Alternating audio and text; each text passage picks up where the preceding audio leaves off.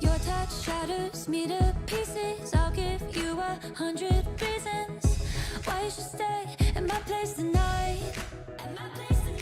Let me wear your favorite sweater. Kiss me till you make it better.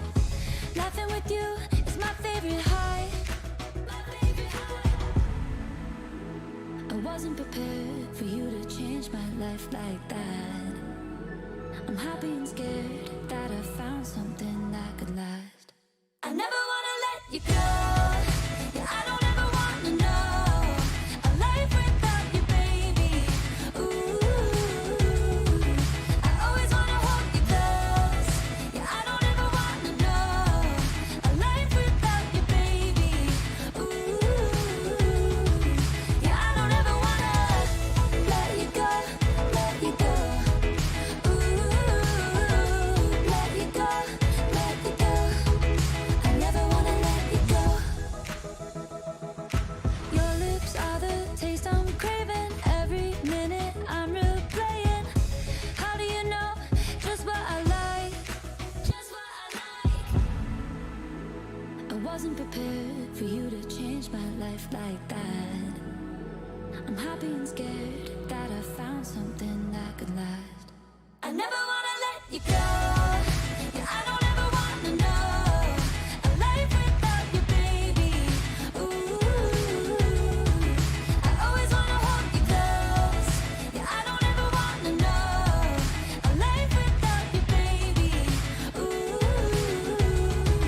yeah, I don't ever wanna let you go, let you go. Ooh, let you go, let you go. Let you go, let you go. Let you go, let you go. I never wanna let you go.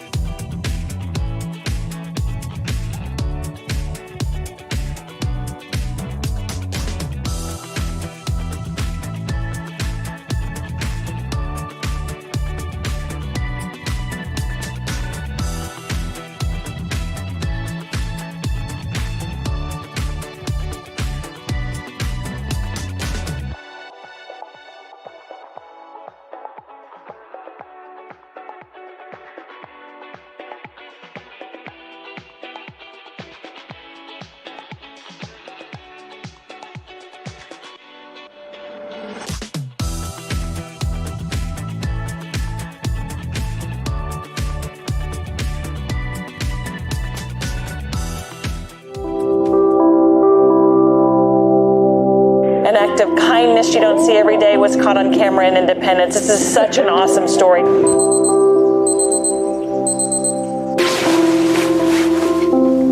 Seems so simple, a man wheeling an empty trash can to the home where it was collected. But the video is going viral, and while it may seem simple, it means so much more to the sanitation worker and the homeowner. My name is Billy James Shelby. I'm from Kansas City, Missouri, born and raised. I work for Waste Management, been there 5 years, and I plan on retiring from Waste Management.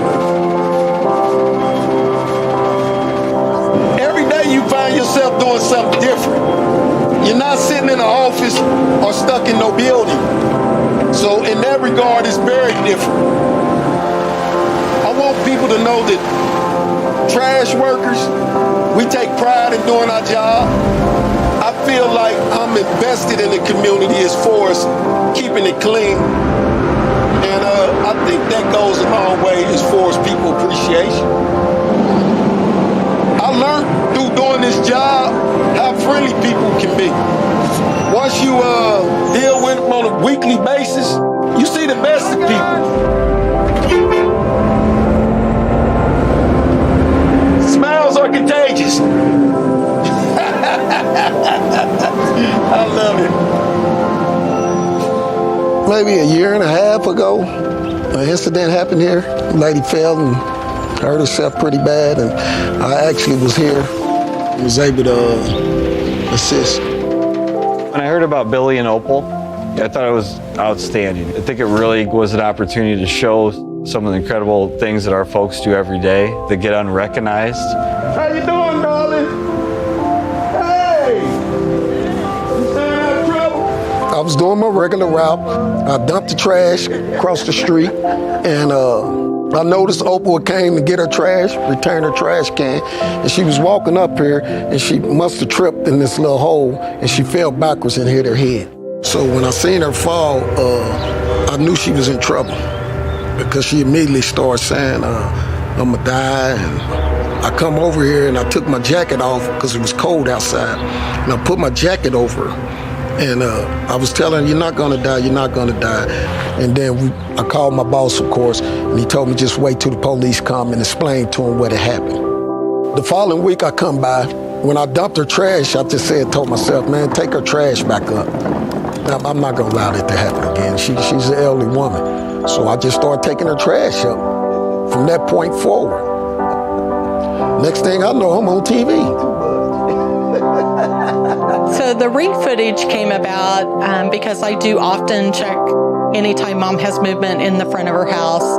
And so I was listening to the interaction between Billy and my mom and just how much he just was genuinely caring for her and just being a friend to her, and just sent it to our family group on Facebook and said, hey, I just want you to know how much, this guy cares for Mom, and was encouraged by my kids to post it on Facebook, and then they all shared it, and it just blew up from there. Looking good, like that hair, you got it down. I gotta work on mine. See you later, darling.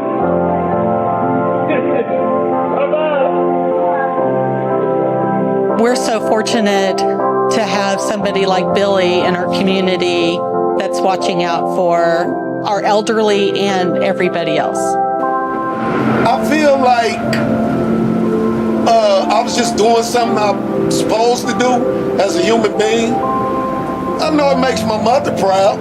I'm proud of myself as well because I know I was doing the right thing for the right reason. And that's the best part of it.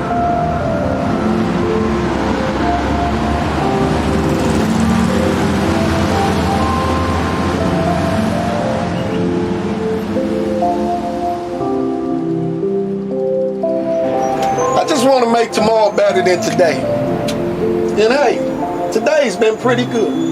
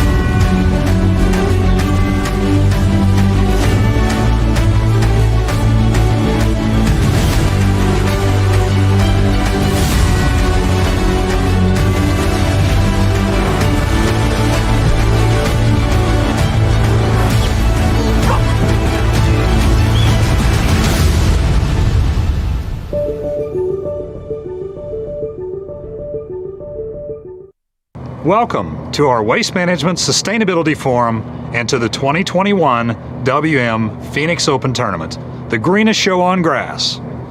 I gotta tell you, the course feels a lot different this year without the crowds and the commotion. I'm standing here at the famous Hole 16, nicknamed the Stadium.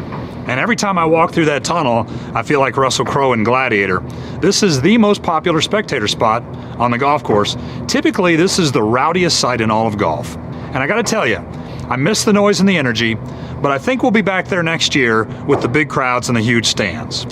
It would be the understatement of the year to say that the last 11 months behind us have been challenging. Pretty sure I don't need to hit the low points for anyone. But what's worried me greatly during those 11 months is that while we necessarily are focused on other problems, that we might forget about our promise to make the earth a better place. At last year's forum, I had a conversation on the topic of plastics with Salesforce founder Mark Benioff and Dow Chemical CEO Jim Fitterling. We talked about moving away from single-use plastics, yet in this new COVID environment, it seems like everything is single-use again. Menus and cutlery at restaurants, plastic bags at grocery stores, coffee cups at your local coffee shop. And I'm certainly not trying to minimize those other serious challenges that we faced, and we still are facing, by the way, but there is still that voiceless constituent, our planet, out there, and that planet speaks in decades, not in minutes. And she's saying, don't forget about me. On a positive note about 2020, we learned a lot last year. We learned that we're stronger than we know. The past 11 months have been full of breakthrough thinking, of innovation, and quick adoption of technology. We learned that just because it's hard doesn't mean it's impossible. We never could have imagined that we'd be able to move all of our office employees to a work-from-home setting in just 10 days' time. It truly let us see what we can accomplish when we collectively set our minds to something. We also learned that the human spirit is alive and well. People come first. We take care of one another during times of crisis. And we learned that our world is truly a small world. Like never before, we are a connected circle of action, of consequence, cause and effect. We're reminded that what happens here in Scottsdale, or in Quebec, or Minneapolis, or Wuhan, China, has repercussions around the globe. So what did we learn about sustainability in 2020? One thing we learned for sure is that commerce changed dramatically. Just ask Doug McMillan. You'll hear from Doug a little later on our CEO panel, and ask him how much Walmart's business changed. It seems like every one of his TV ads now is about their excellent home delivery service. So my wife Tracy and I have been walking a lot during the last 11 months, you probably have too, and we're all getting those steps in. I'll bet every other house has a cardboard box in front of it. WM plays a big role here. We're making sure that those cardboard boxes get turned into new cardboard boxes. That's why we're investing heavily in new sorting technology. And I'm proud to say at WM we're taking very proactive steps to adjust to this rapidly changing world. 2020 was a year like no other, and now more than ever, we need to connect, we need to collaborate, we need to continue learning from one another.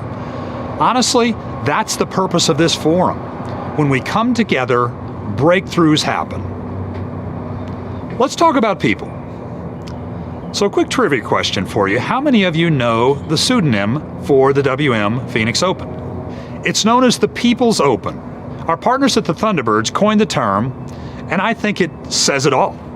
This event is the most welcoming, the most accessible, maybe not this year, the most unique, the most innovative tournament on the PGA Tour. We love the label because we love the people. We love our people. And I am super proud of our team who make this event possible every year while also doing their day jobs. They're keeping our fleet of trucks, mostly CNG by the way, rolling down the road. They're keeping our 1,200 facilities running. They're serving our customers and our communities in a safe, clean, sustainable way. And last year, we expanded our team with the acquisition of Advanced Disposal. We welcomed their team of new members to our WM family. New folks who share our commitment to safety, to outstanding customer service, and to operational excellence. We are now 50,000 strong, and I couldn't be prouder of all of our team members and their remarkable, responsive spirit. Here at WM, we are truly people first. In 2020, lots of companies immediately jumped on the layoff train when COVID hit. And we went the other way, telling our folks right away, don't worry about your jobs.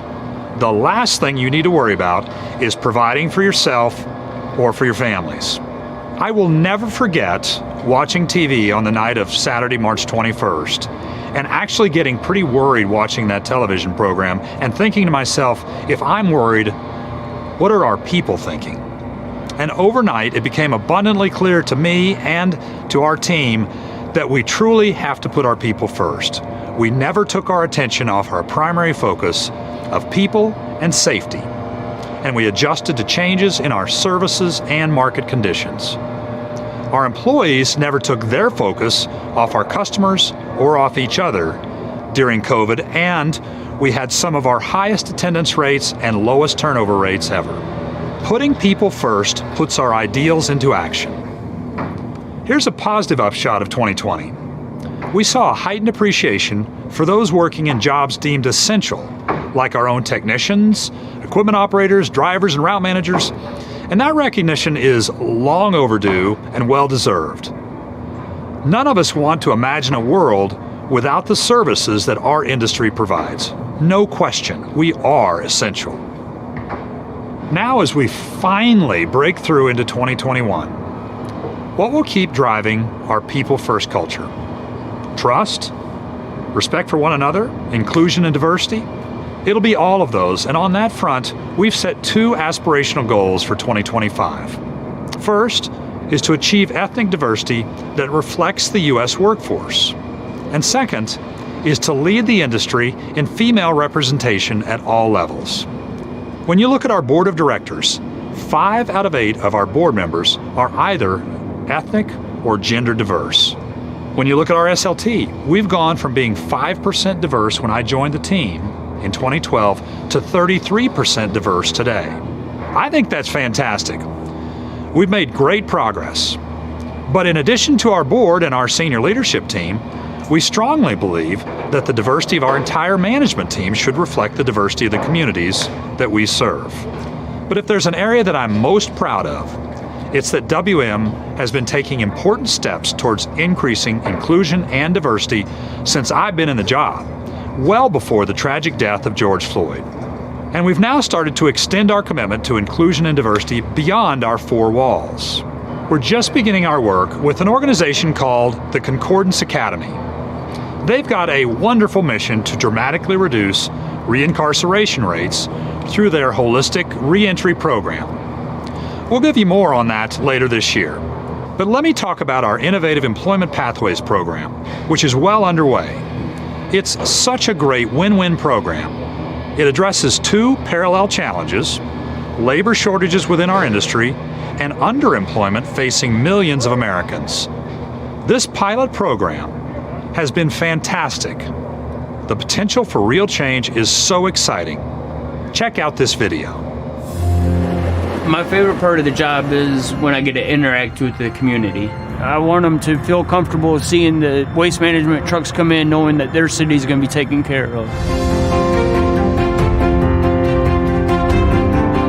My job is to pick up what we're stopping for, and when we get a new helper, I show them how to do the job. Waste management changed my life by giving me the opportunity to go from living on the streets to going into my own apartment. I can never thank them enough for that. Before I became employed, I was staying at the women's night shelter and didn't have any money, nothing for the future, didn't have a car. This job has changed my outlook on life. Innovative Employment Pathways, also known as IEP, began about 18 months ago, and the focus is to ensure that we are giving the overlooked and underserved the opportunity for a second chance through employment. We had a business need. We are constantly recruiting drivers and technicians, and that landscape is very competitive. We are a purpose-driven brand. We partner with agencies such as Upspire, who have the right resources, the infrastructure, and the wraparound services that are required to aid these individuals in going from being homeless or displaced into the workforce. Upspire serves people that are struggling with homelessness in Tarrant County. Upspire really focuses on removing the barriers to employment. So all of our employees are drug screen and background checked before they start with Upspire. We provide in-depth training. Then they are able to meet with our case manager, work on a housing plan. We provide free transportation, free food, free water, free uniforms so that they can continue to accomplish their goals. My next step is to work for waste management full-time and become a driver and do everything in the company that they offer. A year ago, I didn't even have the tiniest little notion in my head that I was going to be saving for a house and have a car and be employed. I learned about myself that I can adapt to changes and that there's hope.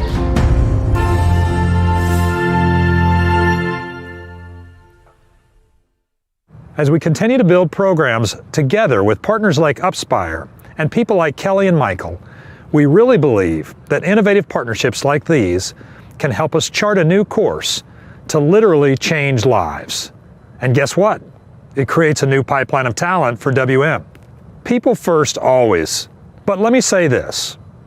Our people truly understand our essential role in protecting the environment and contributing to this circular economy. An economy where we derive the greatest possible value from every type of material that we manage. That's the purpose that drives us. It differentiates us and powers our commitment to always working for a sustainable tomorrow. I'm standing on our WM logo made out of reused golf balls on the course at the WM Phoenix Open, the largest zero-waste sporting event on the planet.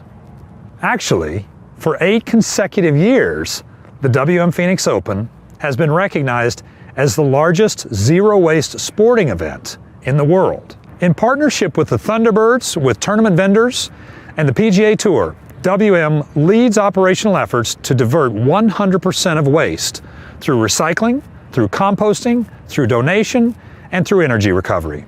This event has long been a demonstration of our commitment to our planet and what is possible.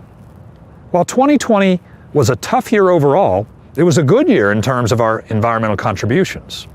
We forged new partnerships, we drove innovation, we reduced our fleet emissions, and we created value from our landfills to generate clean, renewable energy. We invested in the future, spending record levels on recycling infrastructure and on our fleet. Let's talk about recycling. You've heard Brent Bell talk about it for many years at this forum, and recycling plays such an important role in reducing greenhouse gases. Look, I know I'm preaching to the choir here because you all know that recycling conserves natural resources, it conserves energy, it decreases emissions associated with raw material extraction and processing. Manufacturers worldwide rely on our recyclables coming through our facilities as inputs for products ranging from pizza boxes to soda cans to water bottles to clothing and carpeting. Not to mention, right, the paper towels and toilet paper that we couldn't find back in March. Who's hoarding all this toilet paper? Take a look at this video, which shows how we're working to expand and drive demand. This pair of sneakers started out looking like this. So did this shirt, these jeans, and this backpack, and even this purse. All of this is made from recycled materials. Each year, 35 billion plastic bottles are thrown away. That's about 5 bottles for every human on Earth, and each of those bottles would take 1,000 years to degrade.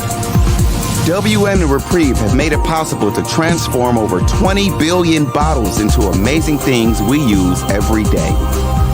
This innovative collaboration gives plastic a second life. So far, WM and Reprieve have taken 20 billion of these and given them a new life. And you can help by making sure your recyclables are empty and rinsed before putting them in your bin. And by buying products made from recycled material. When you think about it, this process starts and ends with you. And all of us can work together for a sustainable tomorrow. All right, here's something really cool. This is Karen and Mario, who support our customers here in Arizona. And they're debuting our new WM uniforms made from recycled material. They're stylish, they're sustainable, and super comfortable. I've got a pair of pants and a couple of shirts, and they really are super comfortable. Think about it. Our drivers will ride their routes collecting plastic bottles, milk jugs, and other materials that will eventually be turned into the uniforms that they wear every day. This is the circular economy in action. Always working for a sustainable tomorrow requires big goals and breakthrough thinking. Our overarching environmental goal is to reduce greenhouse gas emissions while protecting the environment. Today, the services we provide avoid 3 times more greenhouse gas emissions than we generate in our operations. That means we avoid more emissions than we create. That's pretty darn good, but we can do better. Our 2038 goal is to reduce and avoid emissions even more, by 4 times the greenhouse gas emissions we generate. Take a look at this video to see how we are working to achieve our 4 times goal.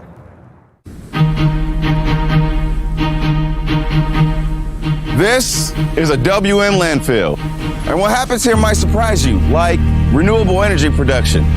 WM sites just like this one help to produce enough energy that helps fuel the largest truck fleet in North America and power thousands of homes. So the question is, how can we turn trash into an asset? When you collect tons of waste in a place like a landfill, it naturally produces methane gas when it breaks down. This WM facility turns that gas into usable energy. We can create biofuel from the methane gas that is created from that garbage. Our garbage trucks that actually come to your house run on biofuel. And what a cool process. Okay, I got a fun fact. WM is the nation's largest operator of biofuel trash and recycling trucks. By using biofuel in its trucks, WM saves over 71 million gallons of diesel fuel per year. That is mind-blowing, okay? Let's get big picture here. As a nation, we produce over 250 million tons of trash per year, and most of that ends up in a landfill. But what if every landfill across the country was tapped as an energy source? WM is doing its part to make a difference, and you can help by buying only what you need, donating unused stuff that can be repurposed, recycling right, and using a landfill as a last resort. You know, it's amazing to see the innovations that are happening here today that are going to make tomorrow even better. Today I've shared a few things about how we're working to be innovative, how we're living and expanding our people-first commitment, and how we continue to deliver on our promise to our environment. But there's always room for improvement. So much depends on bold solutions, on breakthrough thinking, and leading with courage and conviction.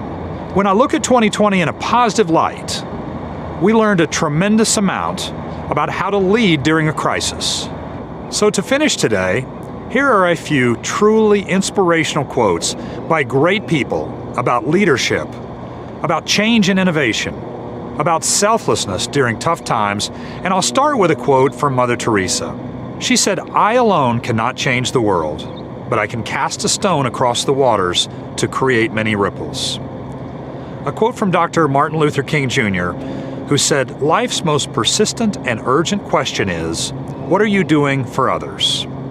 President Ronald Reagan once shared, "It's amazing what you can accomplish if you don't care who gets the credit." General Norman Schwarzkopf stated, "The truth of the matter is that we always know the right thing to do. The tough part is actually doing it." And lastly, in the year 2020, where social justice was such an important topic, a very hopeful quote, and one of my personal favorites, from Nelson Mandela. "No one is born hating another person because of the color of his skin, or his background, or his religion. People must learn to hate, and if they can learn to hate, they can be taught to love, for love comes much more naturally to the human heart than its opposite." Thank you again for joining us, for being our partners in thought and action, and I really hope to see you here in person at the 2022 Waste Management Phoenix Open and this Sustainability Forum. Thanks, Jim, for a great opening to day 2 and for that fantastic keynote bringing to life our theme for today, leading with purpose. Our next guest knows a thing or two about the topic, and I'm looking forward to hearing her insights. So let's get right to it. Please welcome to the forum, Indra Nooyi, former chairman and CEO of PepsiCo. Great to be here, Indra. Great to be here. It's such a pleasure to have you here today, and really excited about the conversation. In a lot of ways, leading with purpose is something that's very old to you, because you started something at PepsiCo in the early 2000s, performance with purpose. And I'd love it if you can share what that was and how it came to be. And as I understand it, the framework is still in place today at PepsiCo. Yes, thank you. Thank you for having me. And Jim, I thought that video was fantastic. You belong on television. But let me talk a bit about performance of purpose. I think there was an inside-out perspective and an outside-in perspective when we formulated performance of purpose. Let me talk about the outside-in perspective. When I took over as CEO of PepsiCo, it became very, very obvious that because of our sedentary lifestyles, obesity was increasing, diabetes was increasing, cardiovascular disease was going up, all the non-communicable diseases were on the rise. And so you can't just watch these societal trends and say we should do nothing about it, because when sedentary lifestyles happen, we ought to change our product portfolio so that we can contribute to improving the population and really the health of the population. So that was the first part of what we were looking at. The second is, I got a letter from some coastal senators, as did all the food and beverage companies, saying, could you help clean up the eastern coast of the United States where all the bottles and packages are washing up? I mean, food and beverage companies can't do that. There's tons of stuff that washes up, but the pictures were not very attractive. The other thing is that I grew up in a water-distressed area. And when you have no water to live in or to drink or to bathe, and yet there are plants close by that are digging deep into the aquifers and taking out water to make a soda, you realize there's something wrong with this equation. So the whole environmental issue, whether it was water, whether it was recycling of plastics because landfills were getting filled up, or whether it was greenhouse gas emissions, because we all knew the environmental issue was huge, was bothering me enormously. And I knew we had to do something about it because we were contributing to that waste. We were contributing to the carbon footprint. And the third is there was a huge war for talent. And people were going to sort of startup companies, entrepreneurial companies, consulting, banking. We wanted the best and brightest in PepsiCo. And the only way to do it is to create a company where everybody could bring their whole self to work. So outside in, there was a lot of pressure on the company. But inside out, there was pressure too, because people were being asked, what kind of a company do you work for? What's the character of your corporation? And our people didn't like to be told that they're working for a company that makes so-called junk food, even though we were not. That's the way they perceived us. And so we wanted people to be proud of working in PepsiCo. So the combination of the outside-in trends and the inside-out perceptions made me realize that we had to give people a purpose to get up in the morning and come to work at PepsiCo that goes beyond a job, goes beyond a paycheck. They ought to feel great about coming to work, head, heart, and hands. So performance of purpose was born, which is we're always going to perform well, but we're also going to change our product portfolio so that we reduce the bad and dial up the good. We're going to reduce the amount of environmental degradation that we contribute to. And we're going to make PepsiCo a great company to work in. And that was the coming together of performance and purpose. The great thing is, if you didn't deliver performance, you couldn't fund purpose. But if you didn't focus on purpose, you couldn't deliver performance.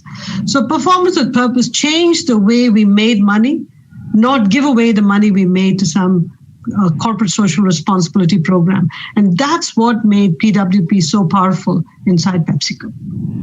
I think it's so interesting because one of the quotes that Jim had at the end of his speech touched on this, and it was the right thing to do, but it was very difficult for you. You got a lot of heat from shareholders and also from some, I would say probably maybe more the old guard within your employee population, but you were really successful in bringing people along. And one of the stories I heard you tell is just by the trends that you observed in your own meetings. Can you talk a little bit about that?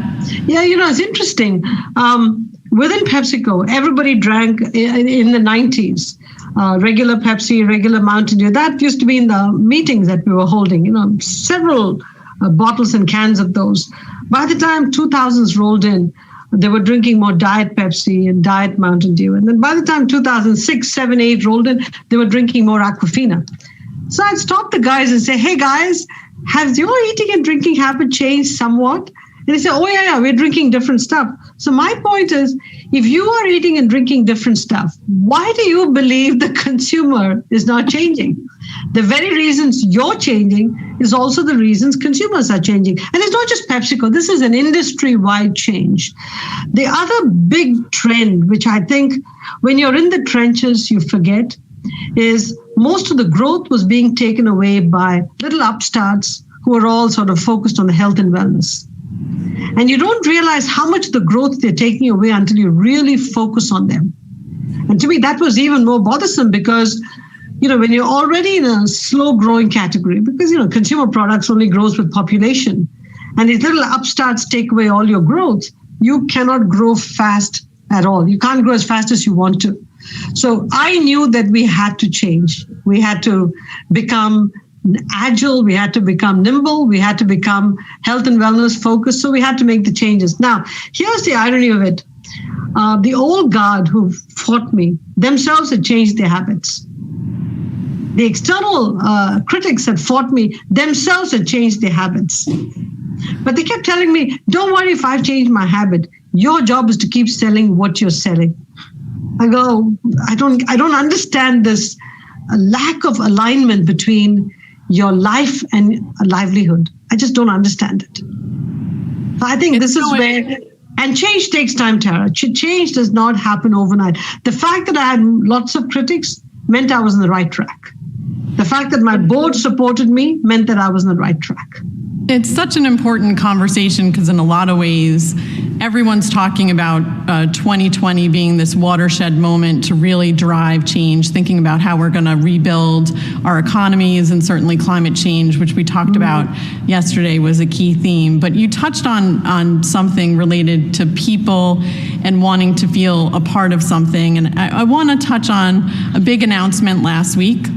Roz Brewer was named CEO of Walgreens, and she is now the only Black female CEO in the Fortune 500, and one of only 3 ever. One of the other 3, Ursula Burns, former CEO of Xerox. I'm sure you know her quite well. She's been very, very vocal about the need for dramatic change to get people of color in leadership positions within Fortune 500 companies, and then also at the board level. I know that this is something that you're passionate about. What do you think companies need to be doing today to really move the needle in a meaningful way? This is a tough topic and something we've been talking about for a long time. I think we have to recognize the barriers and start to address the barriers, because any organization by definition is a pyramid. So as you move up, the pyramid narrows and people move out. And as you move up, you work harder. Unfortunately, that's the reality. You work harder, you become a student, and the pressures on you are a hell of a lot more. The problem is that at the entry levels, we do get enough diverse people into the pipeline. And then somewhere in the entry level to about 2 levels up, the pipeline is simply broken. A lot of people leave. Why do they leave? Because if you don't have enough people going to the top, you can't just pluck a CEO who's diverse and put them in. You've got to develop them. Either you've got to develop them or some other companies develop them and you take them on, like Walgreens did with my friend Roz Brewer. So the question is, why is that pipeline broken? It's broken for lots of reasons. First is there is still a lot of unconscious bias in organizations. So diverse people say it's not worth the pressure. It's not worth the pressure of going through so much bias, because bias strips away your confidence, which then strips away your competence. And when your competence is stripped away, you lose your ability to have your mojo at work. So they leave. So that's one reason you lose people. The other reason is, if you want to be a family builder and keep your job, the support systems we have today are just not adequate. It takes a lot to battle the organization and move ahead. But now if you have to have children, if you've got to have a family, if you don't have adequate childcare, if you don't get maternity leave that allows you to manage the family, it's almost like somebody's telling you, hey, if you want to have a family, tough, that's your problem. On the other hand, if we want real diversity, there's no point saying we need diversity without putting in the support systems. And I mean diversity of women, minorities, whatever. We need to put in the support systems. And if we don't do that, Tara, 5 years from now, we'll be having the same conversation. Now, let me turn to boards. Europe has put quotas for boards and said you need to have so many women. The problem that we have here is that we don't have term limits for directors as they do in Europe. So you can refresh boards more in Europe than you can here. Here, once you get on a board, there's usually an age limit, but not a term limit. So it takes a lot to refresh a board. One of the things we may want to think about is, what is it going to take to get companies to refresh boards so that you create more room for diverse people to come in? That's the real discussion to be had. I think it's also interesting, what are the experiences that we want people to have to be on boards and lead this next generation of companies, given the things that we have to tackle moving forward? Well, the big challenge is that there's an intergenerational responsibility us CEOs have, because we're running the company for the next generations. We don't run the company for the duration of the CEO. We run the company for the duration of the company, which is a long time. So we have an intergenerational responsibility. So we should also be thinking about diversity in terms of generational diversity on the board, which is a challenge. But we need to get people who can sort of represent the next generation and the current generation on the board, so our thinking can evolve over time. So Indra, because you just touched on it in your last answer, I want to make sure we get to this, because building a strong infrastructure for families is something that you're really passionate about. You're writing a book about it.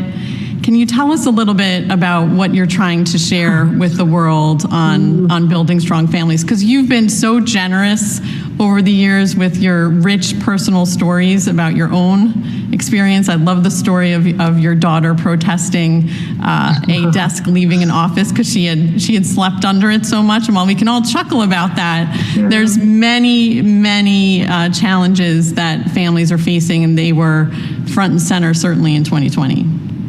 So Tara, let me step back a little bit, and I'll share with you some statistics that are pretty spectacular.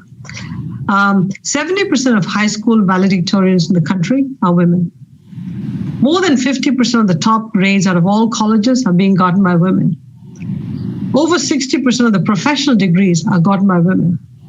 So you've got women today who are hungry, who are driven, who want to have economic and financial freedom.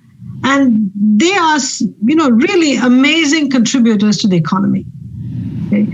And if you look at the jobs of the future, women are going to play a big part in the jobs of the future. Whether it is caregiving, whether it's working in hospitals, you can't just robotize them. They're all going to need human connection. So I think we have to start off with the recognition and the acceptance and the deep sense of, we need women in the workforce because they're fantastic and because a lot of the jobs play to their strengths. If that's the case, how do we make sure we get all of them in the workforce, at the same time encourage family building? Because, our replacement rate is 2.1 kids per family. We're running at 1.6 to 1.7. Okay, so we have a little gap in terms of what we need to do to keep the country growing, because that's the strength of the country. Our population grows at a certain rate. So if we're going to do that, we have to start thinking about the support systems to help families, not just have children, but to make them productive citizens into the country. Okay, so that's what I wanted to write about. I started writing a book on, which is all policy and wonky stuff, and my publisher said, if you don't inform the book with your story, nobody's going to buy this, because the challenge is to tell your story, not like a memoir or a tell-all, but to the lessons that you pull out of your life and why this subject is so personal to you. And what are you planning to do with it post PepsiCo? So this book is a lovely journey into my past, but really the lessons that I picked up from it, my PepsiCo years, and why I'm focused on this going forward. Thank you so much for that. And I just have one more question before we get to some questions from the audience here. And we touched on boards. You are on the board of Amazon. And Amazon is many things, so many things. But one of the things that's been interesting about Amazon is they have been on this journey related to leading with purpose. They certainly, over the last 2 years, they've gotten a lot more serious about climate and the environment, and they've gotten more serious and paid attention to people. Given that you're on the board, and that's a very different perspective, how do you see the evolution of board members and pushing the leading with purpose agenda on these large companies like Amazon? Amazon is an amazing company. It's very consumer-centric, customer-centric. And I don't think many of us could have survived COVID without Amazon. Okay? But as with all environmental issues, I'd say sort of there's a push and a pull. Let me talk about both sides. One is, what can Amazon do to reduce its environmental footprint? And within Amazon, all the way from Jeff Bezos is very personal. I mean, his personal investments are all, a big chunk of it is going towards the environment. It's doing a lot in terms of its truck fleet. How can it go to electric, and how can it really figure out how to reduce the carbon footprint from the trucks? And there's plenty of initiatives on Amazon on how to address the brown box. Okay? So that's the push part. Now let me talk about the pull part. I think in every business where there is an environmental issue, consumers have to play a role also. When I was growing up, the maximum amount of waste in our family in 1 week was maybe that much organic waste. Everything was reused. Everything. If you open our cupboard, we didn't have special containers to store all our spices. We used, all of the coffee containers, the other containers that we got in plastic or glass, and we filled it in. We didn't care about aesthetics. We cared about recycling. All right. Now we've lost our touch with this traditional way of thinking about reuse everything. And so consumers have to change how they buy. Rather than order one item at a time, why not group 5 items and buy it together so you get a full box? Do you need to have it within the same day? Really? So I think this whole thing is about, has our convenience, I got to have it now culture trumped any sensibility when it comes to the environment? I think this whole issue is about a push and a pull. I think knowing Amazon, they will work on the push. The question is, are we as consumers willing to work on the pull? And I would say I myself make mistakes. So we have to work on the pull also. I think that's so important. We talk about that a lot. What is the personal responsibility? What's the role of government? And what's the role of a corporation? It's all interconnected, and we all need to play our part. So we're getting a ton of questions from the audience, as you can imagine, and we wish we could ask all of them. But here's one for you. We have, what is the link from your perspective between sustainability and the need for good talent? Actually, I'll give you an example of what happened at PepsiCo. Once we articulated performance with purpose, the number of people that signed up to interview at PepsiCo, we couldn't control it in one conference room, in one big auditorium. We had to have overflow rooms, because all of a sudden young people who feel strongly about the future of the world and the future that they're going to inherit are now saying, is the boomer generation really handing us a company or handing us a future that we can live with? So I think that the more purpose-driven companies, the more companies with the soul, companies with the character are going to attract more of the best and the brightest.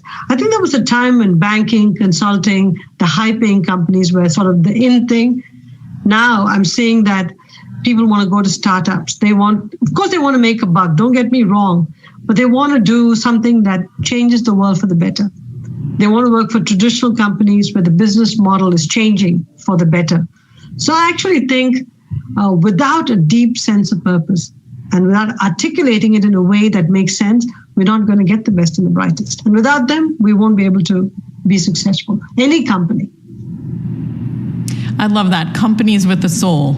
Companies with the soul. We should all remember that. Yeah. So we have one final question, and I know you know, Indra, that Jim is on. So Jim Fish would love to ask you a question. Jim? Sure.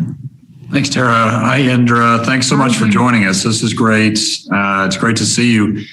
My question isn't a difficult one. It's really more of curiosity. When you and I have been together in the past, you've always come across as such a positive person. So my question is, how did you maintain that positivity in a really tough year in 2020? And then as we look to the future as we are today in 2021, how do you, what's your level of optimism in 2021 going forward?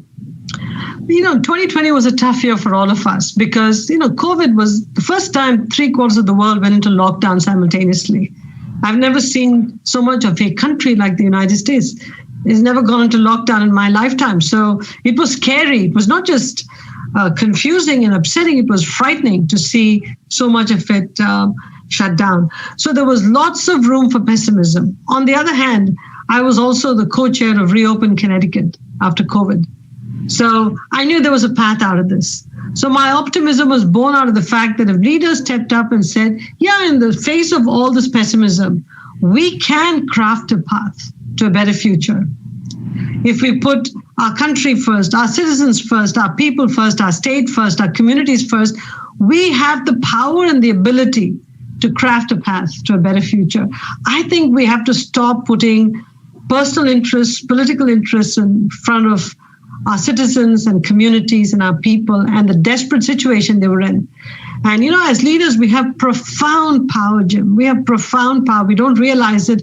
We know how to do things efficiently. We know how to do things fast. We know how to be flexible, nimble. We ought to bring that all together, work together and make a difference.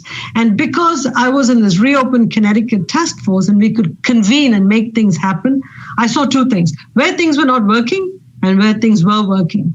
So we focused on what was working and said, let's get it all done. And that's why Connecticut came out very well in this whole pandemic. And where things were not working, the 7 states in the Northeast, we came together and said, you know what? Forget who's not working with us. Let us work together to make a difference.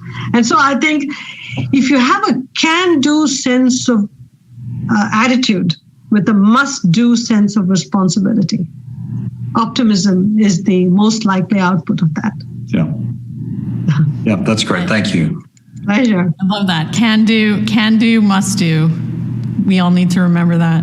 Yeah. Well, Indra, you've shared so much with us here today about leadership, about doing the right thing.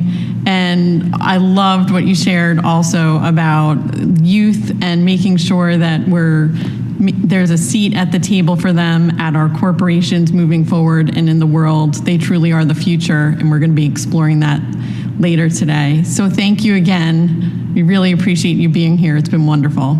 Thank you, Taryn. Thank you, Jim. Good to see you. Look forward to seeing you again. Absolutely. Thanks, Indra. Take care. Bye-bye. So as you just heard from Indra, so much of what she led as CEO of PepsiCo is carried forward, and it's carried forward in the leadership of today's CEOs. Last week, I had the privilege to moderate a conversation with CEOs of Microsoft, Walmart, and Waste Management. Take a look. Welcome, everyone, to our conversation today. It carries on with our Leading with Purpose, and we're going to have a great conversation here today with 3 CEOs. I'll introduce them now. The first is CEO of Microsoft, Satya Nadella, the President and CEO of Walmart, Doug McMillon, and the President and CEO of Waste Management, Jim Fish. Welcome, everyone. Thank you. Thank you. So we have a lot to cover today, and so figured we'd just go ahead and get started and start with the theme of today, which is leading with purpose. And certainly in 2020, that really took center stage. And so would love maybe to start with you, Jim, if you could think of one word to describe 2020 and one word to describe where you see us headed over the next 5 to 10 years. Well, I might surprise you a little bit. My word for 2020 would be distracting. I'll tell you why in a second. And then my word for the next 5 to 10 years would be multitasking. I think it was distracting because literally overnight our business changed, as did most businesses. We were down 15, 20% in our volume in March and April. And we were rightly focused on some really, really critical issues, still focused on those critical issues. But we also had to take care of our customers and those constituents that we take care of every day. So it was a bit distracting. And I think as we look to the future, I don't believe 2020 and 2021 are going to be as much of an anomaly. I think they may end up being more, the mainstream. And so I think we have to learn how to multitask as leaders. That's great. Satya? My word probably would be resilience. It picks up a little bit about what Jim said, because I think it's pretty stunning to sort of think about the level of economic activity or in general productivity we were able to sustain in spite of just the constraints that were put. And so that, I think, broadly, both human resilience and also the technology that was involved, that's the word I would pick, at least for what the last year has been. And if I had to look forward, I think it's optimism and innovation. That's two words I realize, but I think it's optimism because of the innovation, not just in a narrow sense of innovation, the broad innovation across every sector of our society and our economy. So that's what I would sort of say is my word for the next 10 years. Great. How about you, Doug? If you'd asked me a few months ago, I would have said challenge. I think now I'll go with the word persistence, because the issues that we face are going to require a lot of persistence for us to work through them. Looking ahead, the word is regenerative. I think whether it's the planet or our communities, we're going to need to find ways to give back and strengthen them and do it in an inclusive way. That's great. I think regenerative really describes a lot of what we're trying to tackle when we think about the climate crisis and the environment, which is certainly a topic of yesterday's session and now today. So let's talk a little bit about that. The climate crisis, it's one where, if you go back to January or February of 2020, it was getting a lot of discussion. Certainly with COVID, it was still there, but maybe wasn't as top of mind. And when we think about where we're going to head in solving some of the biggest problems when it comes to the climate crisis, what are some of the specific things that each of your organizations are doing to tackle this big issue? And maybe start with you, Doug. Yeah, the themes relate to waste elimination, renewables, and the things related to climate and carbon, and then our whole supply chain as it relates to selling products and packages that are more sustainable. Our work continues in those areas. And we did make some new commitments in September related to becoming a regenerative company. We set some new targets, some new goals layered on top of the ones from the past. We want to have net zero emissions without any offsets by 2040. We've committed to protect or renew 50 million acres of land and 1 million acres of ocean by 2035. And then we have some zero waste targets in our key markets by 2025 that we're working to hit. So we've made progress, and as your other companies do that represented here, we put these goals out. We put work against them, work with our suppliers and other partners to make them happen, and then report on those regularly in a transparent way. And when we make it, we celebrate for a second and move on. And when we don't make it, we try to explain what we learned and then recommit and double down.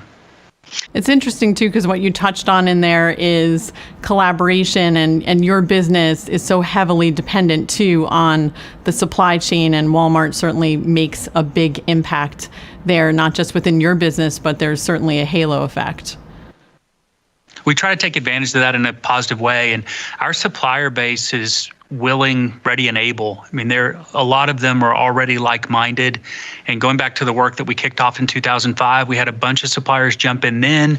Their mindsets changed just like ours did. So as we do this work now, it's kind of fun, actually, to collaborate together, set targets together, and hold each other accountable.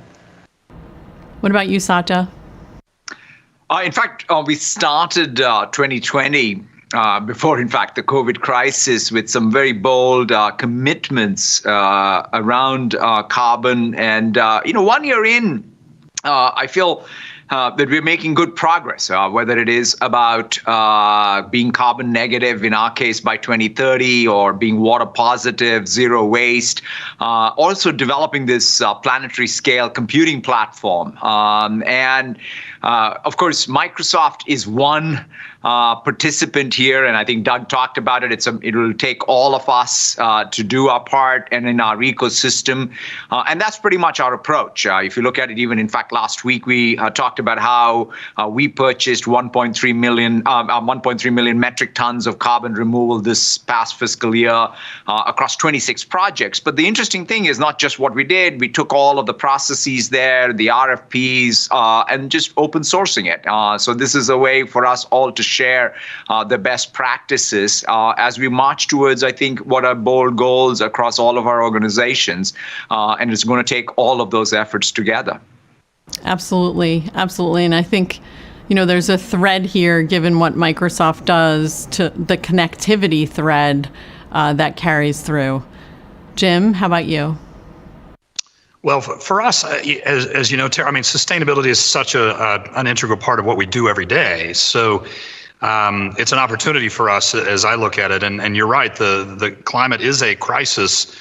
So part of the answer to that is sustainability. And as we look at not only how to become more sustainable, but also create greater shareholder value, we're looking at things like alternatives for disposal and how do we use technology to improve our recycling process and things like that. I do have a question for you two guys. As we think about innovation and we think about collaboration, by the way, Satya, thanks for your Teams product, because it has been a lifesaver for us on those lines. But how do we not lose that collaboration? You're probably like we are. Most of our folks are not here in the office. They're working from home, and that's where they're using the Teams product. But how do we not miss out on those impromptu conversations that I think are so valuable? Yeah, a couple of things. One thing that Doug has always reminded me is, listen, for everybody who's working from home, there are people on the front line, whether it's in retail, whether it's in healthcare. So in some sense, one of the things coming out, I think, Jim, out of this crisis is we're going to recognize that you can, in fact, connect, for example, a frontline worker to an engineer working from home. So you can transcend space to bring the right expertise, the right skills, to get stuff done across the world. So I think, to your point, I don't think we're going to remain in this constrained environment, but we are going to come out of this with some real structural change, because the assumptions of what can and cannot happen remotely are going to be changed forever. That doesn't mean people are not going to be in the front lines. I think the key word for me going forward is flexibility. All of us as leaders will have to work with the workforce and customers who are going to expect a lot more flexibility in how and when and who shows up to fix anything and help with anything. And so that's why even technologies like Teams, it's not about usage during this time. In fact, work happens in meetings, but the reality is work happens before meetings and after meetings. So thinking about continuous workflow, driving productivity is going to be key. Yeah, I totally agree with all of that. I just maybe add that I think the speed and pressure of this year have taught us all just how quickly we can move, and it kind of removed bureaucracy automatically. And so now we've all seen what that looks like, and we don't want to let that go. That pace, that ability to make a call and move on and solve problems. And for some time now, it's felt to me like that the jobs that we all do are really just problem-solving jobs. If you wake up every morning and you think about your purpose and what you're trying to accomplish, your values, you just have a new set of problems that emerge all the time. And together with the team, you're just trying to solve them. And the bigger ones you can solve, the better. And the faster you can solve them, the better. And I don't think that's going to change, but we will do it in a more flexible way and hopefully learn how to bring all this together. I think we've relied on historic relationships within our company that brought trust when this thing started. We all knew each other. We trusted each other. We could go fast. But being apart for a year think about new associates. How do they connect into that fabric of trust? And so I think on the other side of this, we will be together in person frequently as we shape our culture and all those things, but we'll also use technology, including Teams, to connect remotely when we should, and we'll learn when to do which. Yeah, and a lot of those comments really highlight culture, which I want to come back to in a moment. But in the meantime, struck by, Satya and Doug, you each became CEO in about 2014, Jim in 2016. And I'd love to hear from you about how you've seen the transition of what our stakeholders want and what they want really out of a corporation when we think about some of the big problems like that we have to solve related to the environment, and also to broader societal problems. How have you seen the role of a corporation change over that time period, and where do you see it headed? One of the definitions, in fact, I read it, I think maybe a couple of years ago by an Oxford economist by the name of Colin Mayer. It goes, creating profit. He sort of talks about the social purpose of a company or a corporation as finding profitable solutions to the challenges of people and planet. And I like that because the key phrases being profitable solutions and the challenges of people and planet. And that's what I think all of us are, in the business for. And to me, the core, and I also think that before one goes to ESG, one has to sort of ask the question of what's the core business model, the core operation itself. Is it aligned with the world, right? When you do well, are communities and countries and the planet around you doing well? And so to me, that's, I think, at the center of what I try to sort of focus on, which is when Microsoft does well, how are we contributing, in our case, to that digital transformation, creation of innovation, broadly democratizing access to digital capability everywhere in the world, right? And driving economic growth and prosperity.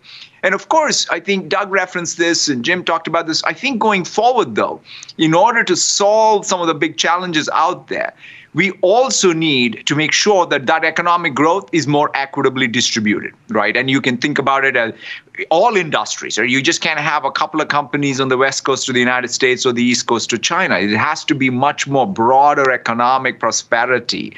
It has to be not just about knowledge workers with big college degrees, but even first-line workers. So we have to sort of think about how do we have more equitable growth. How do we make sure that, in our case, there's trust in technology? Let's face it, right now, whether it's cybersecurity, privacy, AI, ethics, internet safety, these are big issues. We need to really do our job. And everyone needs to do their work in order to grow more trust in technology. The planet, that's after all the topic today. Anything that you do in terms of your core business operation needs to be aligned with the planet and its future. And lastly, it has to also be about all of us doing our best work to deal with some of the biggest issues. In our case, let's say the democracy, right? All of us exist here as successful companies because our democratic system and the institutions are super important. So therefore, all that we can do to support those institutions and that institutional strength. So that's how I look at it, the core mission and the core business model, but also going beyond that across these dimensions. Doug, to you. Yeah, the way it feels here is that, like with any startup in the beginning, we were really focused on customers and associates all the way back to like 1962, and communities mattered, and we thought about other stakeholder groups, but those two were primary. And then in like 2005, some things happened that led to a real perspective change in the company, and they were sparked by the company's response to Hurricane Katrina in New Orleans when the flooding occurred there. And we saw something and had been studying multi-stakeholder capitalism a bit and thinking about the environment differently when that happened. And we pivoted at that time to really think about all the stakeholder groups in an equal kind of way. And I think by the time we get to 2020, 2021, Walmart's behaving in a multi-stakeholder way. And so when Business Roundtable started thinking about a revised statement of capitalism, to Walmart and to many other companies, it felt like we were already doing that. I'm sure it felt that way to Jim and Satya too. It's like, well, yeah, this is what we do. we had evolved, I think, not realizing just how much of an evolution had occurred, and that lens that we had become more long-term is the way that I would think about it. If you cannot have happy associates, you're not going to have happy customers. If the communities aren't thriving, you're not going to have much of a business. If the planet's not here, you got nothing. If you don't have a democracy with institutions, you're not going to have a very good business. These things have to be addressed, and companies using their core business and things that are really tight from an ancillary point of view have to be leveraged to do good so that the environment is conducive for business, and then make decisions with a systems thinking mindset. And that'll generate the most valuable company over the long term. The disconnect happens when somebody wants you to just nail a quarter, which frankly, I don't find very interesting. Like, any of us could probably do that. But how do you build a business that's more valuable in 5, 10, 20, and 50 years? Yeah, to what both Doug and Satya said, we always have stakeholders that are asking for us to hit quarters and hit our numbers. But I think we have a group of stakeholders now that require that we not only have a fiscal responsibility, but also a social responsibility. And I think Satya made the point that you can do both simultaneously. They're not mutually exclusive. And actually, we look at it as, particularly because it's such a big part of our business has to do with a social area, which is the environment and sustainability. We look at it as a differentiator for us, as do these two companies. So I think this actually ends up being those areas that, such as the underemployed for us, or the unemployed, or the environment. Those areas end up being beneficiaries of this ask of our stakeholders that we not just focus on the monetary side or the fiscal side of our business, but we focus on the social side as well. That, by the way, doesn't mean we at WM are going to take a stance on every single social issue that comes across the newswire, but there are some critical ones that we have to step up on. Yeah, it's interesting. It really is about the overall health of the organization, and the stakeholder transition has been a big piece of that. So we talked a little bit about culture. You each mentioned culture in some way. And when we think about what happened in 2020, any good company, their people were front and center. That's how we got through what we needed to get through. How do you approach making sure that you have that right culture to really transform your business and make sure that we're headed, for a strong 5, 10, 20, 100 years? Maybe to you, Jim? Well, one of my favorite quotes, and maybe if you ask me which company has a great culture, I always think of Southwest Airlines. I think they do have a great culture, and it goes all the way back to their founder, Herb Kelleher. And one of my favorite quotes by Herb was that I put my people first, then my customers, and then my shareholders. And if you put them in that order, then the formula works. And I think by putting them in that order, you really do develop a great culture. And so as I think about WM, I think about our people first strategy or our people first initiative. And I think that has to stand the test of time. We have to continue to put our people first. And it's not that we're doing it at the expense of our shareholders or our customers, but to Herb's point, if you put them in the right order, it really works well. How about you, Doug? Yeah, the framework that goes through my mind is purpose, values, and culture. And I define culture as the behaviors that happen in the real world every day. And we all inherited cultures from the founders and the leaders before us. But like it or not, we get to shape what happens next. And people are watching what we do as much as maybe more than what they're listening to what we say.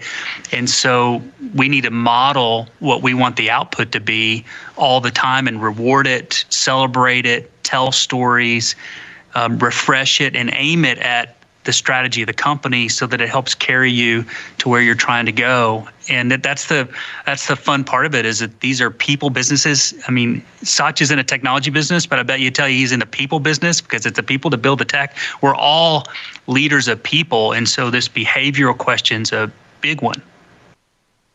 No, absolutely. I think Doug captures it, because to me, that sense of purpose and mission give you the why.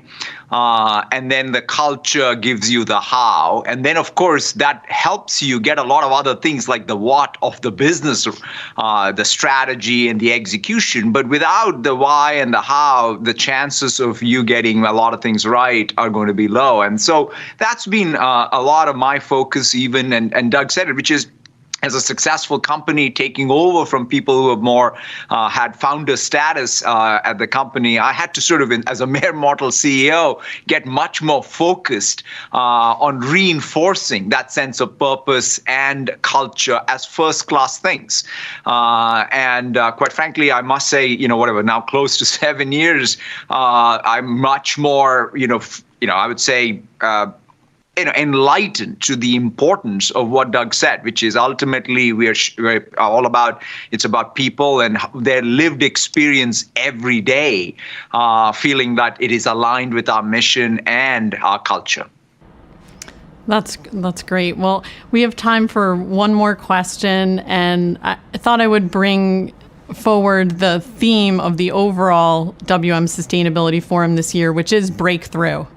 And what we're trying to do is really think about these problems and how do we break through exponentially to drive really a strong, meaningful, lasting change.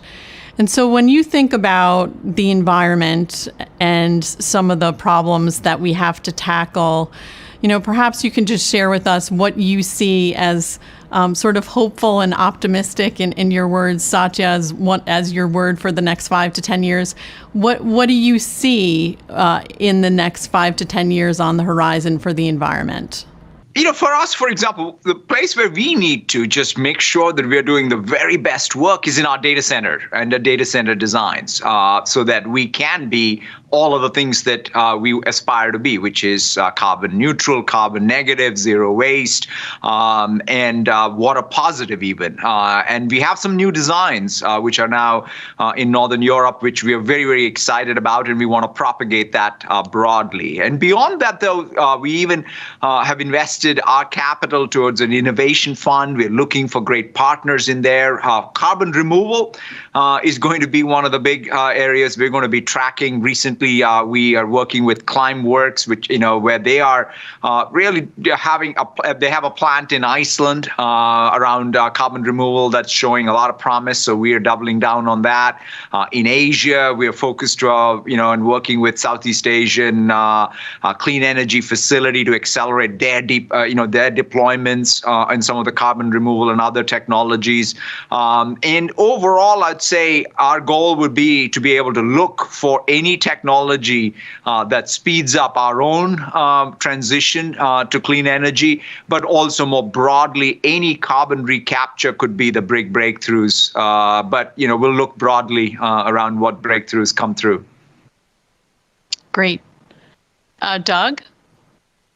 Yeah, I just pick up on carbon as well. I think that's a central focus for a lot of us. And we've got this Project Gigaton work going on with the 2,300 suppliers where we've committed to take a gigaton out of our supply chain in terms of greenhouse gas emissions. And we're on track to achieve that. And that's going to be really important.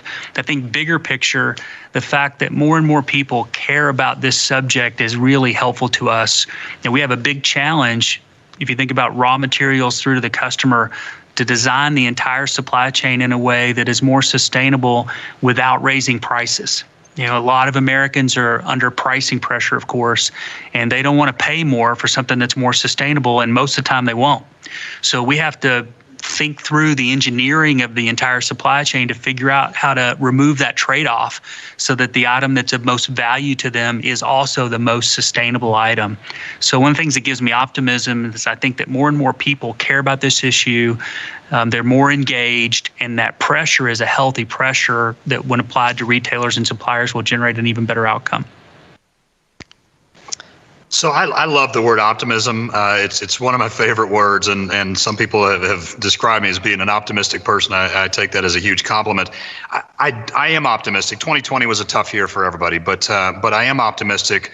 We're using technology. I think we learned so much about technology, whether it's the application of technology, as we discussed, the Teams product and helping us with communication. We will continue to do that long after COVID is in the rearview mirror.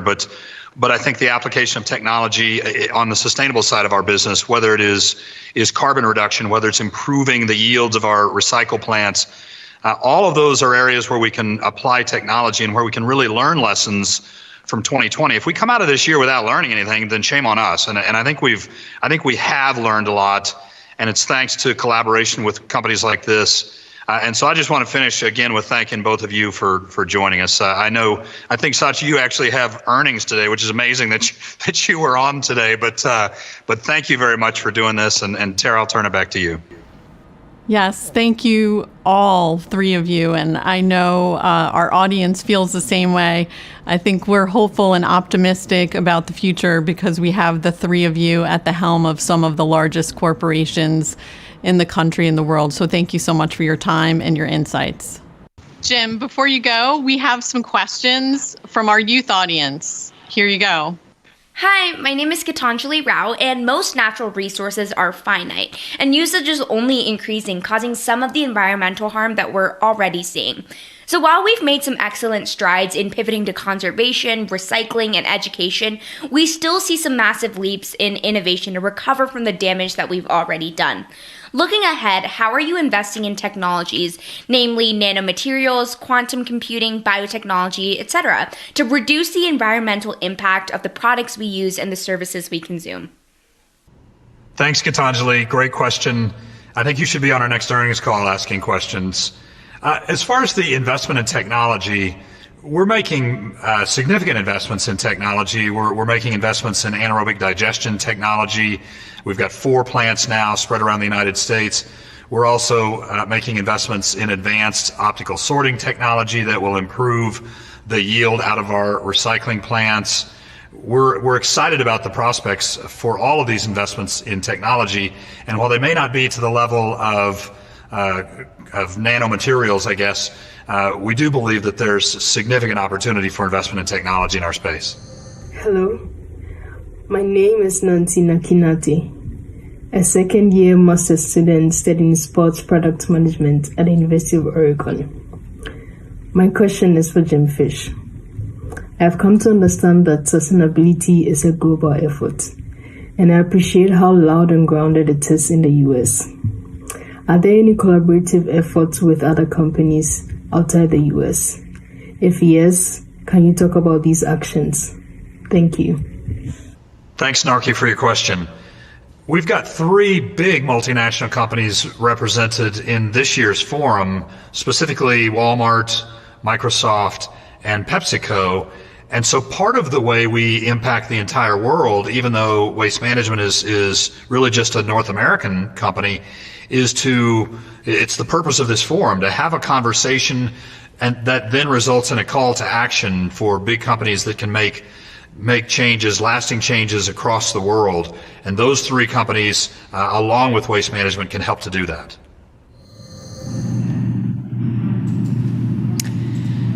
What great questions. That was amazing. In the spirit of leading with purpose, last year we asked youth who attended the forum how we could increase inclusion and diversity at this forum and in the sustainability industry. Learning from these youth and incorporating their voices and perspectives is something we are working on year-round. And one of those perspectives is sustainable fashion. And this is embodied by our next guest, who has dressed the likes of Beyonce, Michelle Obama, and Lady Gaga, and led a session at the White House Fashion Education Workshop on entrepreneurship. Please welcome Charles Harbison of Harbison Studios to the forum. Hi, Charles. Hi, Tara. It's so great to have you here. Thank you. I'm happy to be here. I'm really excited. So we have to start with what everyone is wondering. How did a young boy growing up in a small town in North Carolina end up dressing Michelle Obama, Lady Gaga, and Beyonce? We need to know. Well, I mean, it starts with having amazing women around you while growing up. And then I studied textiles at North Carolina State University and fine arts. I taught English abroad and studied Central Asian textiles. And then I went to New York and enrolled in grad school for Parsons and just really cut my teeth in the industry there, starting at Michael Kors in women's collection, going through to Billy Reed and so on, until I felt like I had something amazing to say in the fashion industry based on all of my identities, based on this story that you just mentioned of being that Southern, Black, raised poor, queer boy in fashion. Like, how could I wax on beautiful, legacied, modern American dressing? And I did that, and it resonated with some iconic women. And I remember getting the phone call that Beyonce was ordering about 3 or 4 different looks.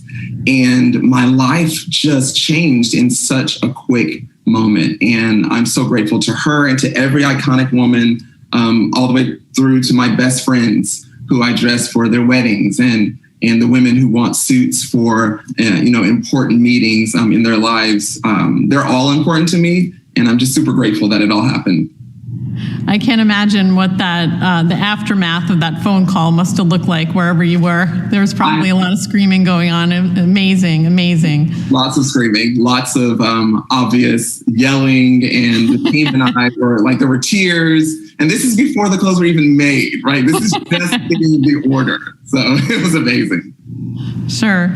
So one of the things that you've talked a lot about is your inspiration, and you were inspired early on when we think about design, really by your mother, and how you saw clothes make your mom feel the confidence it instilled in her.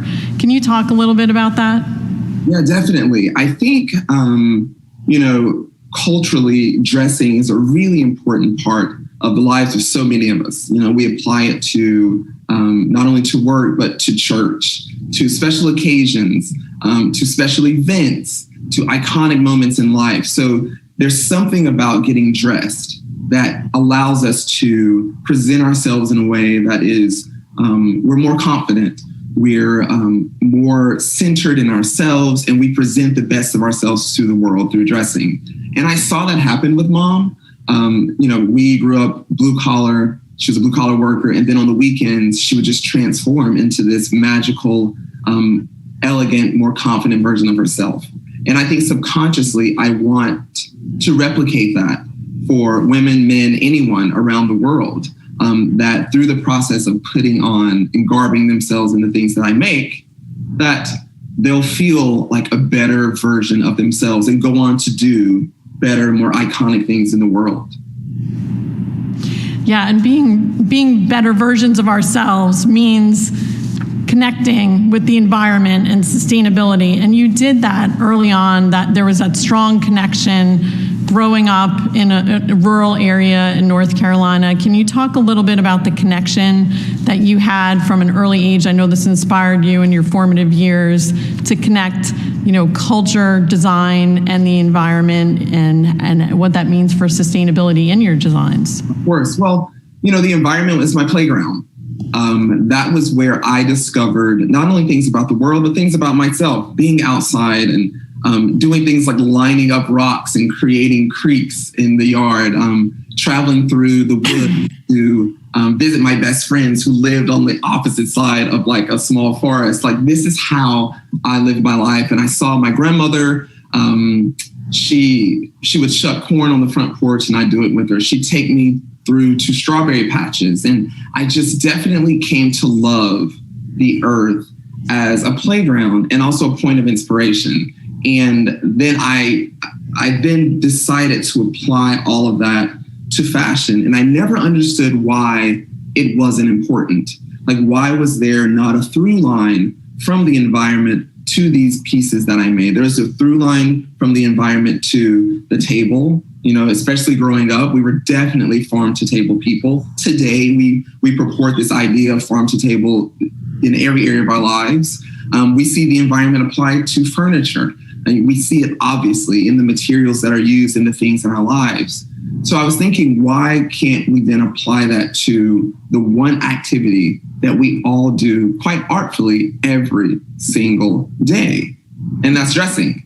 And it's been important to me to not compromise the beauty, the elegance, the high taste and luxury aspect of the things that I make, while being squarely centered on making it as sustainable in the world as possible, making sure that I am not only prioritizing, the women in my life, but also Mother Earth as a point of inspiration and as a through line to the pieces. And this is something that you're exploring in a new brand video, really that connection between the inspiration being your mother and the inspiration of Mother Earth. So we're going to show a quick clip of your brand video. And so it's about her. How do I nurture her? How do I protect her? How do I affirm her? I really want to affirm her.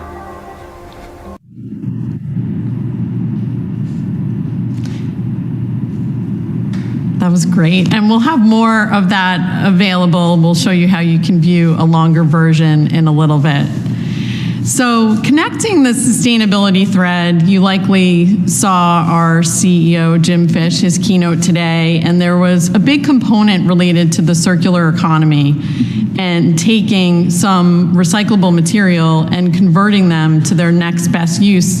And a big piece of that is converting some of those materials to backpacks, jeans. The textile industry has become, a huge example of what might be possible. And this is at a time where the fashion industry has really been under attack.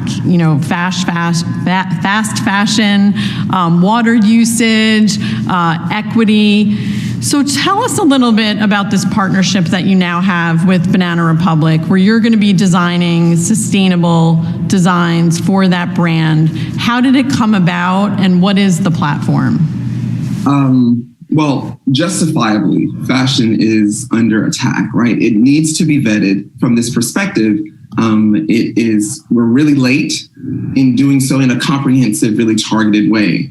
And so this opportunity with Banana Republic came up through an organization called Harlem's Fashion Row in New York. And they were looking for a designer to lead a capsule of pieces designed sustainably and at the same time prioritizing identities that are often left out of the conversation in fashion or just kind of in general across the board.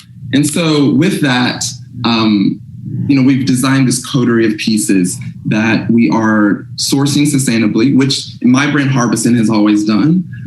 We are making sure that the theme, the inspiration really does revolve around this woman who is often left out of the conversation, so that we are not only, prioritizing the sustainability of our earth, we're also prioritizing the sustainability of culture, right? And this is, again, something that's really important to me at Harbison, that we are not only thinking about sustainability in a climate sort of way, but understanding the thread that sustainability has through culture and then also through, personal sustainability. So with Banana, that is being infused into this capsule collection. Even thinking about working with them, I was really thoughtful around my own personal sustainability, right? How do I apply myself to this initiative with this massive company in a way that doesn't overly tax me as a person? I'm in Los Angeles from New York because of that idea of prioritizing personal sustainability, understanding that if I'm not personally sustained, then I can't see through cultural sustainability or environmental sustainability. So all of those things are not only important to us at Harbison, and there are 3 pillars of sustainability. I apply that to my work with Banana, and they've been amazing at also prioritizing those things and understanding that it is important for product and businesses moving forward in the world. I think it's so interesting. Doug McMillan touched on this in his conversation that we just saw, talking about sustainability and affordability. And all too often, we think sustainable products, certainly in the fashion world, are out of reach from an affordability perspective. And certainly, you know, bringing that to your partnership with Banana, and I'm sure that's not going to be the end. It's going to be huge. So looking forward to it. Definitely not the end. I mean, we definitely want to make sure that good design is affordable and sustainable and optimistic, as Jim mentioned earlier. Sure. So we opened this by talking about the next generation. And I have a 10-year-old and a 14-year-old, and they're making it obvious to me that they truly are the next generation that's going to lead from a fashion perspective, not me. So can you talk a little bit about the partnerships that you've forged and how you've mentored and brought along the youth when we think about design and also sustainability in the fashion space? Definitely. I mean, it was mentorship and internships that allowed me to kind of pivot and push myself into the fashion industry in New York. It's definitely a situation where oftentimes for many students, having the opportunity to be a part of fashion is something that's not afforded to them. So through internships and mentorships, those of us who have found our place in it can really prioritize those individuals. And I'm grateful that I've been able to steer so many amazing youth, some of whom, like Matthew Reisman, he designs for celebrities quite often, is a beautiful tailor. Christopher John Rogers was an intern of mine, and he just created our Vice President Kamala Harris's inauguration look, all the way through to, you know, a mentee, Ricky Bird, is currently getting her doctorate in fashion. So it's important that we're paying it forward and that we're definitely highlighting those individuals who are often left out of the conversation, like I once was. Yeah, that's fantastic. And I love the story about, excuse me, your mentee really leading the way and creating that piece for Kamala Harris. Gorgeous. It was absolutely gorgeous. And, you know, I've had the opportunity to speak at the White House and to have my time with Michelle. And so just to see that through line of Christopher's doing that, and there'll be so many more of us that do that, and that would do so thoughtfully, not only around culture, but also the environment. It's important, and we're doing it. So we're getting a lot of questions for you, Charles, and I'm going to go to a couple of them right now. So how do you identify sustainable materials and consider social equity in your work? Well, identifying sustainable materials really comes through the sourcing process, right? You're definitely prioritizing those mills, those factories that see it as important for them. And they often do the work to ensure that, you know, that the labor applied to creating these pieces is paid fairly and equitably, that the materials sourced, the rawest materials for said fabrics have also been thoughtful regarding the environment, that they're organic, that the fibers are either recycled. And for example, recently through one of my vendors, Rati, they established this recycled silk puffer batting, which I'm really excited about. It behaves beautifully and it's configured from recycled silk.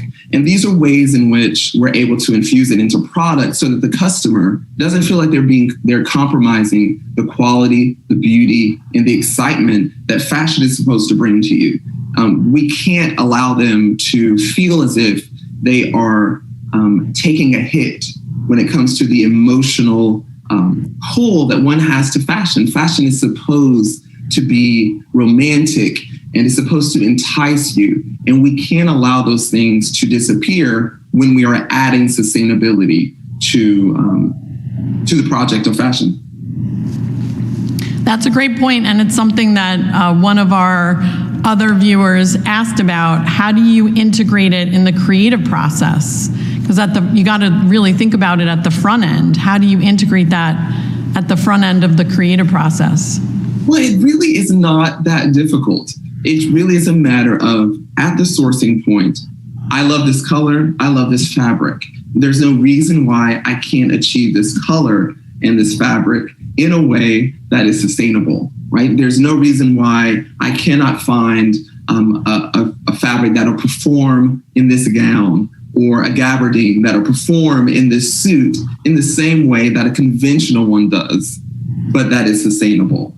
And so it's really quite easy. And then when it comes to the marketing of it all, you really just center the environment so that your customer base knows that, these clothes are meant to be in the world.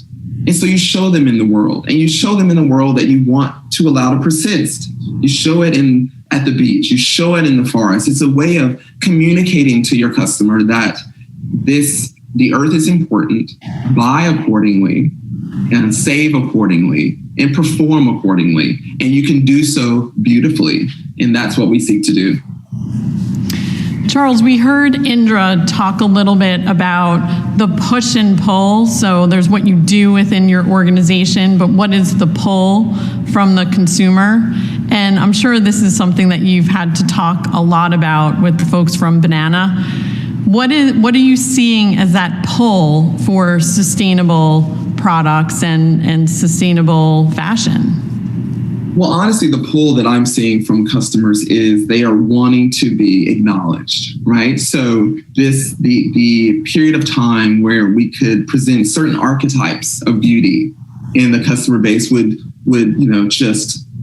they'd see it, they may not feel represented in it, but they would push past it, right? Now those days are gone. Customers are wishing that their identities would be represented in the media and alongside sustainability, so that whatever this image of sustainability, of beauty, of fashion, of aspiration, of luxury is, it's important that we turn it on its head, and that we look at the customers that are purchasing those items and using those customers as the reference point for what the face of these initiatives should be. And that's everywhere from diverse sizing, women of many shapes and sizes, men of many shapes and sizes, colors, class backgrounds, priorities, whether it be art, whether it be a metropolitan lifestyle, whether it be a rural lifestyle or sporty lifestyle. Everyone wants to see themselves in the marketing that we present around fashion, and we can't compromise sustainability in doing that. I think that's such an important point, because there is this thread about inclusivity and making sure that from a marketing perspective in the fashion industry, that what you're showing is inclusive. Yeah, and beautiful. When it comes to dressing people, I have seen such a diverse array of bodies come into my studio, and optimizing those bodies through my clothing is my job as a fashion designer.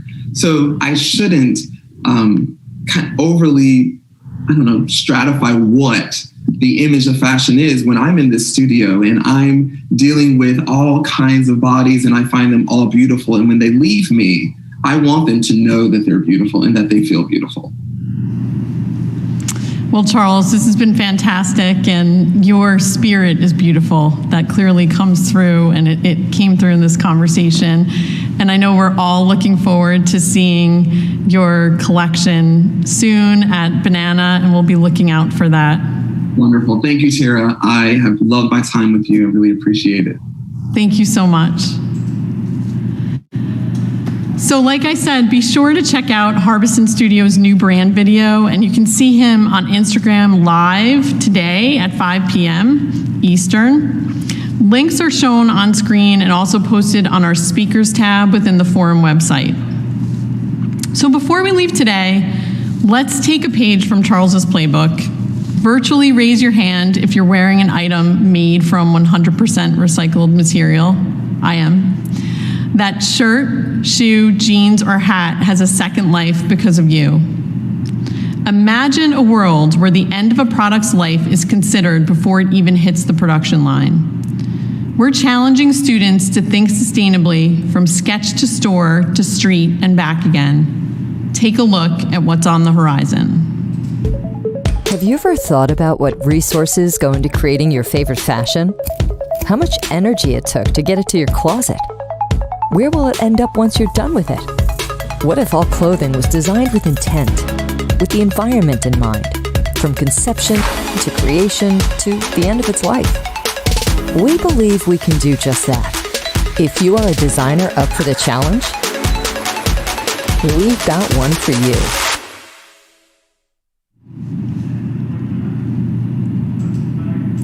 We're excited to see who will take on the challenge and how they'll build a product or create a system to address circularity by designing with the end in mind.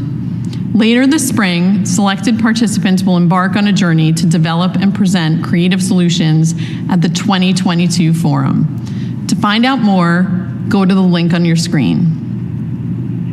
I want to thank our guests over the last 2 days and all of you for participating in Waste Management's 2021 Sustainability Forum. We hope to see you at our upcoming Changemaker series and back at our forum next year. In the meantime, what will you do to break through?